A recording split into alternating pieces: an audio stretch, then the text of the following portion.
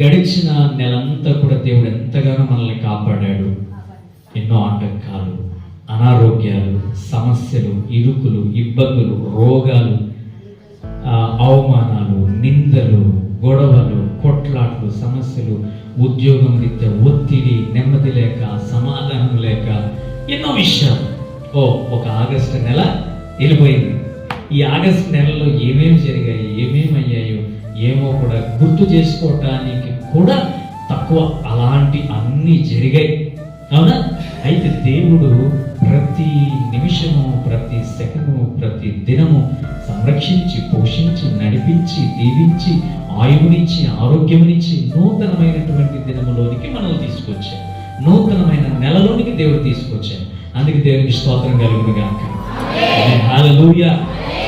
Okay, so ఇంతవరకు మన కుటుంబాలని మనల్ని కాపాడినందుకు దేవునికి ఎల్లప్పుడూ కూడా మనము కృతజ్ఞతలై ఉండాలి, కృతజ్ఞత స్తుతులు చెల్లించే వారే ఉండాలి. సో ఈ సమయంలో దేవుని యొక్క వాక్యాన్ని ఒక మాట మనము చదువుకుందాం. మొదట ఆగిపోయినటువంటి ఒక వ్యక్తి జీవితం మనం ఒకసారి చూద్దాం. వెనుతిరిగి చూసినటువంటి ఆ జీవితం ఎలా ఆగిపోయిందో, ఏమై ఉందో ఒకసారి మనం చూద్దాం. ఆది కాండము 9వ అధ్యాయము 26వ వచనాన్ని ఒకసారి మనము చదువుకుందాం. ఆది కాండము 19:26. 19 వీళ్ళిద్దరూ కలిసి ప్రయాణము చేసినటువంటి వ్యక్తులు. ఇక్కడ ఒక మాట చాలా స్పష్టంగా ఉంది. ఈ యొక్క లోతు భార్య అతను వెనక నుండి తిరిగి చూచి ఏమైందంటే ఉప్పు స్తంభము అయిపోయింది. ఈ స్థలం నుండి సాగిపోవాలనేటువంటిది దేవుని వాక్కు, వెళ్ళిపోవాలనేటువంటిది. అయితే ఈ లోతు భార్యకు ఈ సొదొమలో ఉన్నటువంటివన్నీ గుర్తు చేసుకుని తనకు అక్కడే ఆనందం ఉంది. అది చెడు ప్రదేశమే, నాశనమైన ప్రదేశమే, మంచిగా లేని ప్రదేశమే. అయినప్పటికీ కూడా లోతు భార్యకు తను విడిచి వెళుతా ఉన్నప్పుడు లోతు ఏమో తీసుకుంటూ వెళ్తున్నాడు. తనకు కూడా ఏంటంటే ముందు గమనం, ముందు చూపు, వెళ్ళిపోతున్నాడు అంతే. తన భార్య ఏం చేస్తుందంటే ఇలాంటి పట్టణానికి వెళ్ళాలా, ఇక్కడ ఏమున్నాయి, ఎన్నున్నాయి, ఎలా ఉంది, ఏ జీవితం ఏమో, ఇవన్నీ కూడా ఆమె జ్ఞాపకం చేసుకున్న ఒక్కసారిగా ఆగిపోకుండా ఆమె ఏం చేసింది, సాగిపోకుండా ఆగిపోయింది. ఇలా చూస్తుందంటే ఎంతమంది మనము ఆత్మీయత జీవితంలో ముందుకు కొనసాగకుండా దేవునికి ఇష్టమైనటువంటి జీవితం ఇది అని తెలిసినా కూడా ఆత్మీయ స్థితి మంచిగా ఉండాలని కోరుకోకుండా ఎంతమంది మనం నిలబడి ఆగిపోయినటువంటి వాళ్ళని. ఈ రోజున మన ఆత్మీయ స్థితి అనేటువంటిది నిలకడగా లేకుండా, స్థిరముగా లేకోకుండా, నేనంటే ఏం చెప్తానంటే తెలియక ఎవరు తప్పు చేసేవాళ్ళు ఈ కాలంలో లేరండి. ఉన్నారా? చదువు లేని వాళ్ళు కావచ్చు, మూర్ఖులైన కావచ్చు, ఎవరైనా కావచ్చు, తెలియక తప్పు చేసేవాళ్ళు ఎవ్వరూ లేరు. కానీ దేవుని విషయంలో అదే పొరపాటు చేస్తున్నాం. లోతు భార్య వెనుక తిరిగి చూసింది. సొదొమలో ఉన్న అందాలు, సొదొమలో ఉన్నటువంటి వాటి అన్నిటినీ జ్ఞాపకం చేసుకుంది ఒకసారి. ఆమె మర్చిపోలేకపోతా ఉంది. తన యొక్క గత జీవితం, అక్కడ ఏదైతే ఆమె జీవించి లేకపోతే అక్కడ ఉన్నటువంటి వాటిని జ్ఞాపకం చేసుకుందో అప్పుడు తన అర్థం ఏంటి? పాపాన్ని జ్ఞాపకం చేసుకుంది కదా, పాపం జీవితాన్ని జ్ఞాపకం చేసుకుంది కదా. మంచి జీవితం కాదది, చెడు జీవితమే. అక్కడ ఉన్నటువంటివి చెడే. ఈనాటి కాలంలో చాలా మందికి అర్థం కాని విషయం ఏంటంటే మంచి అనేది చేదుగా మారిపోతుంది అందరికీ కూడా, అవునా? నేను చాలా మందికి ఎంత గర్దించి, ఎంత కోపంగా చెప్పినా దేవుని మహాకృపను బట్టి వింటారు, ఆలపిస్తారు. నాకు అది చాలా సంతోషం. నా సంఘ బిడ్డలను ఎంత గర్దించినా కూడా వాళ్ళు ఓకే. ఎందుకంటే ఒకవేళ అక్కడ ఏదైనా ఒక మిస్టేక్ తప్పు ఉంది, అందుకే అయ్యగారు అంటున్నారు అంతే. ఈరోజు ఆ మాట విని గ్రహించ, జస్ట్ ఏదో వినేసి అలా ఉండకూడదు. నేనేమంటున్నానంటే మీకు సలహా ఇచ్చింది ఆ మాటను గ్రహించి పాటించాలి అంటున్నాను. హల్లెలూయా. ఈ లోతు భార్య అక్కడ ఆగిపోయింది. ఆగిపోయి ఆమె ఏమైపోయింది? ఉప్పు స్తంభముగా మారిపోయింది. మామూలు స్తంభాలు మీరు చూస్తూ ఉంటారు, రాతి స్తంభాలు, సిమెంట్ స్తంభాలు, పాలరాతి స్తంభాలు, ఇన్ని చూస్తుంటారు. ఎక్కడైనా ఉప్పు స్తంభాలు విన్నారా కనీసం? చూసారు? దేవుని మాట వినకుండా, దేవునికి లోబడక ఒక్కసారి వాళ్ళ జీవితాలలో జరిగిన చెడు అన్నిటినీ వెనుదిరిగి చూసినప్పుడు ఆమె ఉప్పు స్తంభముగా అక్కడ మారిపోయింది. ఇంకొక మాట చదువుకుందాం. అక్కడ కూడా ఒక మాట వ్రాయబడి ఉంది. లూకాసు సువార్త 17వ అధ్యాయం 32వ వచనంలో కూడా ఒక మాట వ్రాయబడింది. వీళ్ళ గురించి ఒక మాట ఉంది. లూకాసు సువార్త 17:32. హల్లెలూయా. ఈరోజు చాలా మంది మనం అనుకుంటూ ఉంటామండి, డబ్బుకు చాలా మంది ప్రాధాన్యతనిస్తూ ఉంటారు.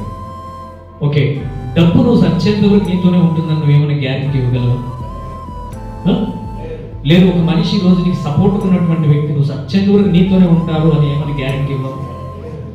లేదు, నీతో ఉన్నటువంటి ఆస్తి అంతస్తు ఐశ్వర్యం లేదా నీ అందము నీతోనే నువ్వు సచ్చేంత వరకు అది నీ దగ్గర ఉంటుంది, బాగా అలాగే ఉంటుందని నువ్వు గ్యారెంటీ ఇవ్వగలవు. మరి దేవుని వాక్యం ఏమైనా తప్పుందా? ఎందుకు నువ్వు దేనిని కాపాడాలి అని అనుకోవద్దు. నీ ప్రాణంతో సహా ఇచ్చింది ఆయన, తీసుకునేది ఆయనే. కానీ ఎప్పుడు తీసుకోవాలి ఆయన తెలుసు. ఆమేన్. కానీ చాలా మంది వ్యర్థముగా దాన్ని నాశనం చేసుకుంటూ వాళ్ళంతటి వాళ్ళ జీవితాలను నాశనం చేసుకుంటారు. యెహోవా ఇచ్చెను, యెహోవా అంతవరకు వెయిట్ చేయి, అంతేగాని దాన్ని ఇంకొక రీతిగా మనం ఏది కూడా చేయకూడదు. ఒక సమయం ఉంటుంది, ఆ సమయం వరకు నువ్వు వెయిట్ చేయాలి. ఇక్కడ మనం చూస్తూ ఉన్నాము, ఆ లోతు భార్య అలా చేయలేదు. దేవుని సమయం వరకు వెయిట్ చేయలేదు. ఆమె తన గత ఇక్కడ వెనుదిరిగి చూసింది. అయ్యో, ఇంత అందమైన పట్టణమా, పాపపు పట్టణాన్ని ఇంత అందమైన పట్టణమా అని వర్ణించి చూస్తుంది ఆమె. వెనుక చూడంగానే ఏమైపోయిందంట, ఆగిపోయిన దానికి కారణం ప్రాణం పోయింది. ఆగిపోయిన దాని స్థితి మారిపోయింది. ఆగిపోయినందుకు తన యొక్క జీవితమే పాడైపోయింది. ప్రియ సహోదరి సహోదరుడా, మన జీవితాల్లో కూడా మనం దేవుని ముందు పెట్టుకుని వెళ్ళేటువంటి వారమే ఉండాలి. ఇంకొక మాటను చదువుకుందాం. ఇంకొక వ్యక్తి గురించి న్యాయాధిపతులు 16వ అధ్యాయం 21వ వచనము. తను కూడా ఆత్మీయ జీవితంలో ఆగిపోయిన ఒక వ్యక్తి ఇక్కడ మనం చూస్తూ ఉన్నాం.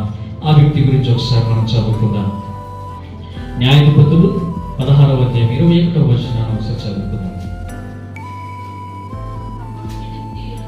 అప్పుడు ఫిలిష్తీయులు అతను పట్టుకొని అతని 2 కళ్ళను ఊడబీకి గాజాకు తీసుకుని వచ్చి అతను బంధించాడు. చాలా సంసోను ఎంత బలవంతుడో మనందరికీ తెలుసు, అవునా? ఈ సంసోనికి ఒక దేవుని గొప్ప ప్రకాశమైన వెలుగు, దేవుని వెలుగు అతనితో ఉంది. ఒక శక్తి అతనిలో ఉంది, దేవుని శక్తి అతనిలో ఉంది. తన పుట్టినది మొదలుకొని మంగళకర్తన పడుకోకుండా అతను ఉన్నంత కాలం కూడా దేవుని యొక్క శక్తి తన మీద ఉంటుందని మనం చూస్తూ ఉన్నాం. దేవుడిచ్చిన శక్తి, దేవుడిచ్చిన బలము, దేవుడిచ్చిన ఆరోగ్యము దేవుని కొరకు ఆయన ఉపయోగించుకోకుండా లోకము కొరకు ఉపయోగించి లోకంలోనే ఆగిపోయాడు. ఆయన అవకాశం ఇచ్చాడు దేవుడు, ప్రతి అవకాశం ఇస్తూ వస్తున్నాడు. తన బలమును ఎక్కడ కూడా కాంప్రమైజ్ అవ్వలేదు, తన బలమును ప్రదర్శిస్తూనే వస్తున్నాడు. ఎంతో మందిని చంపాడు, ఎన్నో ఆ సింహాన్ని చంపడం కూడా మనం చూస్తాం, అవునా? దాని యొక్క 2 పైన కింద పట్టుకొని ఏం చేస్తాడు, చీల్చి గాడిదపు దౌడు ఎమ్మతో ఏం చేస్తాడు? ఎన్ని ఆటంకాలు, ఎన్ని విధాలుగా వచ్చినా కూడా సంసోను ఒక్కడే ఎదిరిస్తాడు. అతనితో ఎవ్వరు లేరు. కానీ తనను నడిపిస్తున్నది ఎవరు తెలుసా? దేవుడు. అతనికి అర్థమవుతుంది, తెలుసు. అయినప్పటికీ తప్పుల మీద తప్పులు చేస్తూనే ఉన్నాడు, తప్పుల మీద తప్పులు చేస్తూనే ఉన్నాడు. ఆగిపోయాడు, తన ఆత్మీయ జీవితంలో ఆగిపోయాడు. అక్కడికి ఆగిపోయాడు. ఎందుకు ఆగిపోయాడు అంటే తను దేవుడు చేసిన మేలును జ్ఞాపకం చేసుకునే పరిస్థితి వచ్చినప్పుడు జ్ఞాపకం చేసుకోలేడు, ఆగిపోయాడు. ఏమైందంట, ఫిలిష్తీయులు ఇదే మంచి సమయం అని తెలుసుకుని తనని ఏం చేశారంట, 2 కళ్ళను తీసివేశారు. ఎందుకు తీసివేశారు తెలుసా? ఒకవేళ కళ్ళు ఉంటే మరలా ఎక్కడ ఎవరిని పరిగెత్తించి నరికి చంపుతారో తెలియదు. అతని బలం గురించి వాళ్ళకి బాగా తెలుసు. ఎప్పుడైతే తన యొక్క వెంట్రుకల మీద కత్తెర పడిందో తన దైవశక్తిని అంతటినీ కోల్పోయాడు. ఆయన కోల్పోయిన తర్వాత ఏం చేశాడు, ఫిలిష్తీయులు చుట్టుముట్టి అతన్ని కళ్ళు బంధించి కళ్ళు పీకేసి, చూసారా?